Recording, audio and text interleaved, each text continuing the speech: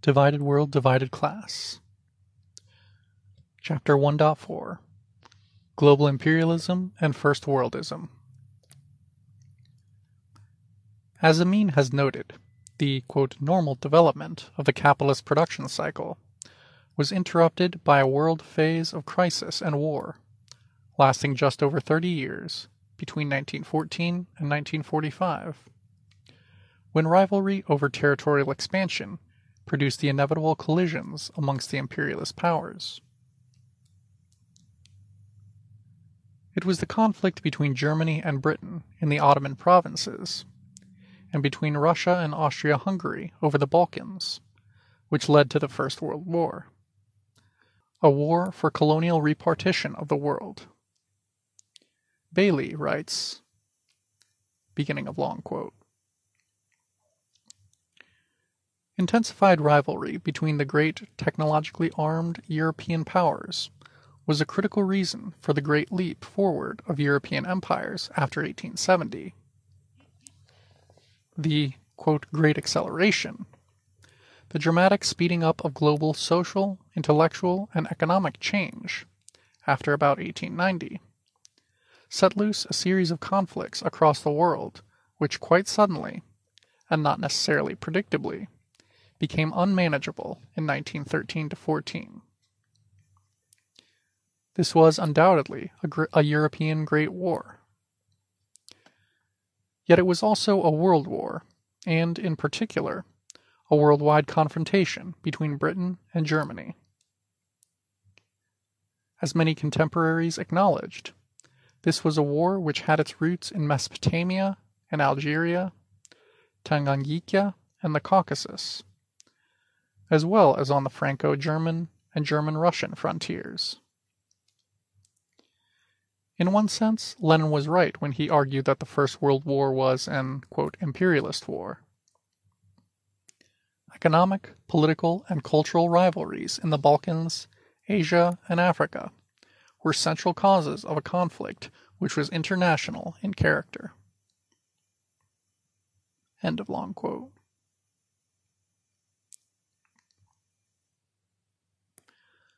The economic causes of the First and Second World Wars lay in capitalism's endemic tendency to overproduction, falling rates of profit, inequality, and declining mass consumption. These expressions of capitalist crisis led to, at first, the threat, and then the actuality of war over preferential trade agreements, tariff barriers, trade routes, protected markets for investments and manufacturers, and raw materials sources. Imperialist protectionism was fully supported by the socialist parties, which opposed imports of foreign goods and foreign workers. As U.S. historian and accountant Richard Kruth notes in his superb short study of the economic and political causes of the First and Second World Wars, in the imperialist countries of the 1920s, the, quote, monopolists, the farmers and workers teamed up with the bankers, end quote, in a national alliance which could only lead to war.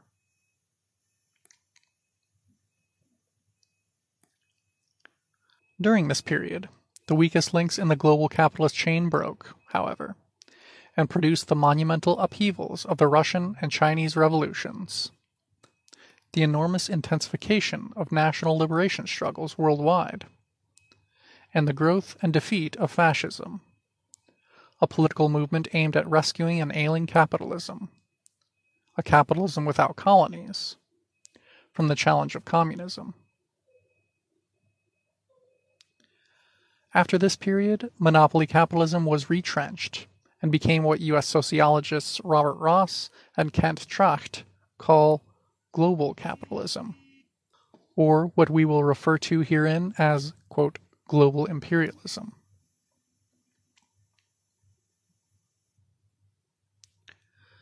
As it became globalized, imperialism changed its modus operandi.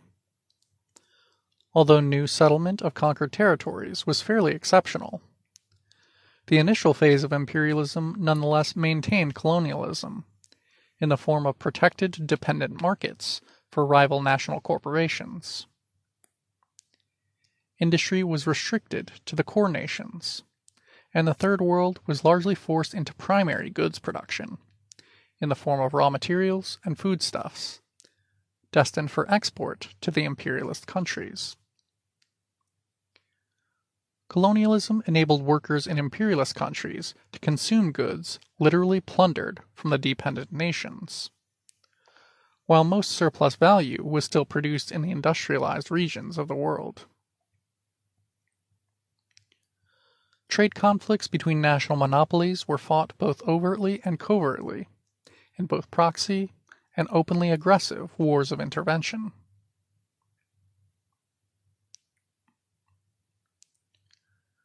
With the transition to global imperialism, however, national corporations have become multinational corporations. The global economy has become both much more regulated and, as the reconstructed post-war economies of Europe began to export their surplus, much more open, leading to an unprecedented surge in world trade, doubling every 10 years between 1948 and 1973, an investment. A decisive unity of the imperialist bloc against communist and nationalist insurgency in the oppressed nations largely, though not completely, replaced destabilizing inter-imperialist rivalries. U.S. monopoly capital had attained unalloyed economic predominance at the end of the Second World War, as a result of the wholesale destruction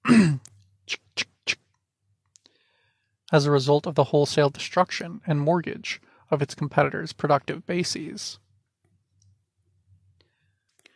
By this time, the USA held 2/3 of the world's gold reserves and 3/4 of its investment capital. The USA thus found itself in the same position as Great Britain had a century earlier, and, like Britain, sought to impose its economic hegemony via an open-door imperialist regime. In doing so, the USA gained a foothold everywhere outside the socialist bloc, and promoted formal decolonization and, quote, free trade.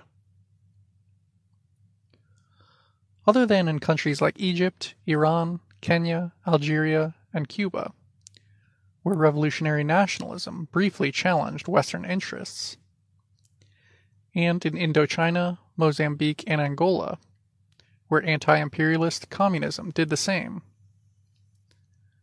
This was to occur in a form which meant that the breakup of empire produced a change in colonial states' constitutional status, as distinct from their dependent social structures. The empires of Britain, France, and the Netherlands were dismantled, and the Third World ruling classes integrated into imperialist capitalist structures by way of their thorough compradorization. Global imperialism, what Ghana's first president Kwame Nkrumah called collective imperialism, retained spheres of interest through neocolonialism.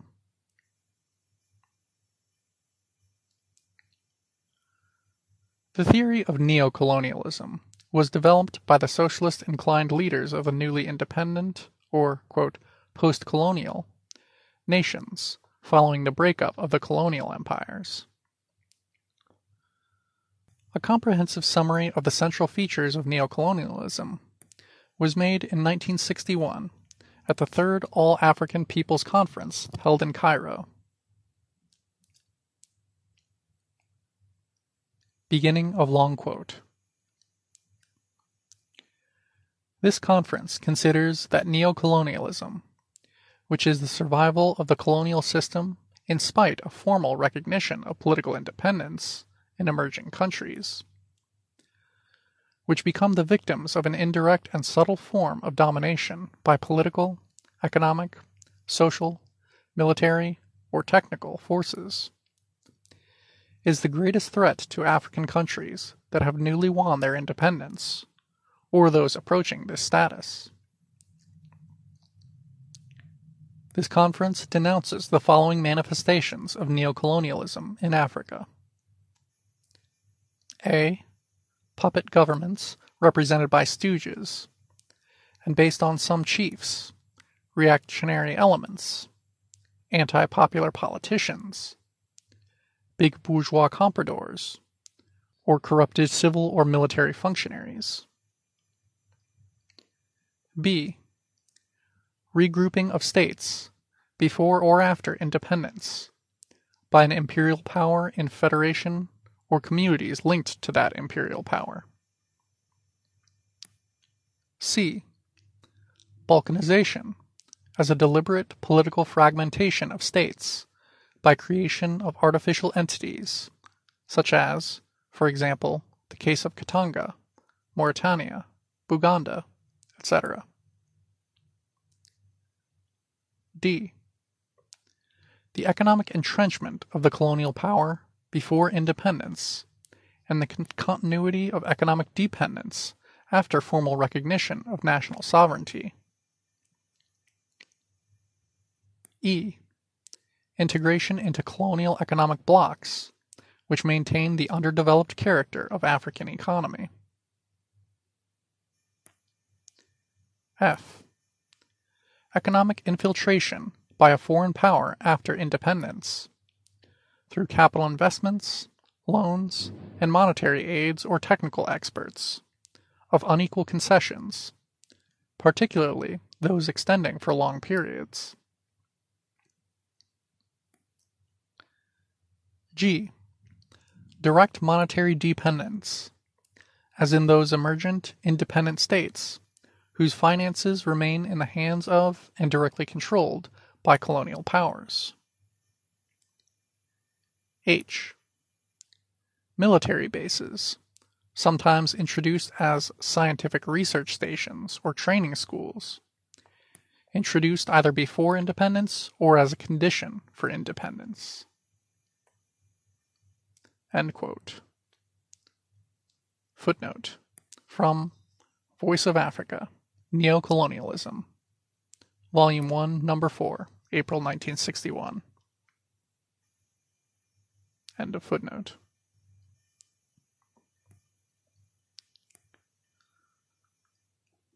A century before neocolonialism was defined, it was presaged in the free trade imperialist doctrine. See previous chapter.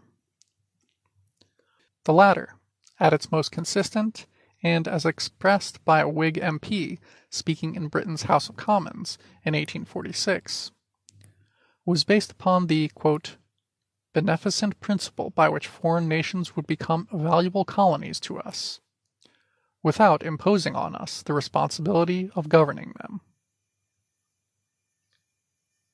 End quote. Quoted in Barrett Brown, 1974. Today, this principle continues to inspire opposition to war in the imperialist countries, where acts of aggression against third world countries are often judged according to their perceived costs to the taxpayer or soldiery, and not on whether the third world nation thus victimized, much less the international working class, is likely to benefit from them.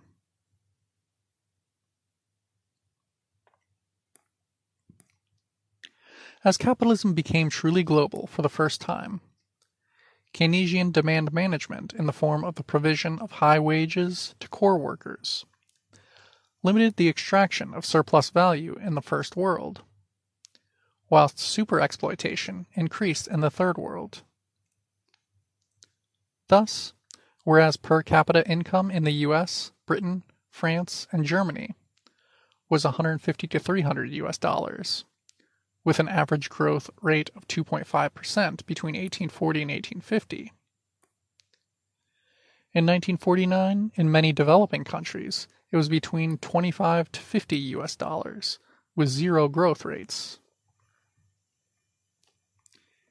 In 1950, per capita income in the US was 10 times that of the Third World, where it was 17 times in 1960.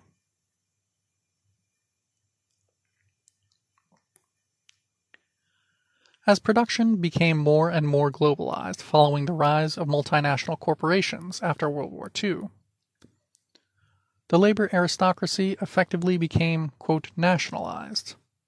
That is, practically the entire working class of the imperialist nations was subsumed into the petty bourgeoisie.